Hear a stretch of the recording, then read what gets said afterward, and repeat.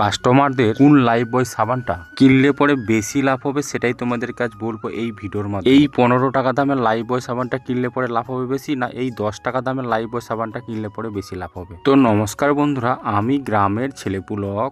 আসলে আমরা যার যেটা বেশি পছন্দ সেই সাবানটাই আমরা বেশি ব্যবহার করি। অনেকেই আছে যারা লাইফবয় সাবান মাখতে খুবই পছন্দ করে, তাদেরকেই আমি বলবো কোন সাবানটা নিলে পরে অনেক বেশি তাদের লাভ হবে। এই 10 টাকা দামের লাইফবয় সাবানটা কিনলে পরে বেশি লাভ হবে, না এই 15 টাকা দামের লাইফবয় সাবানটা কিনলে পরে লাভ হবে। চলো তাহলে তোমাদেরকে আমি আগে ওজন করে দেখাই কোন সাবানটার বেশি ওজন আছে। আগে আমি তোমাদেরকে 10 টাকা দামের সাবানটার ওজন দেখাচ্ছি, 41 গ্রাম ওজন হলো তার। এবারে আমি 15 টাকা দামের লাইফবয় সাবানটা পাল্লাতে উঠাবো, তার ওজন হলো 79 গ্রাম।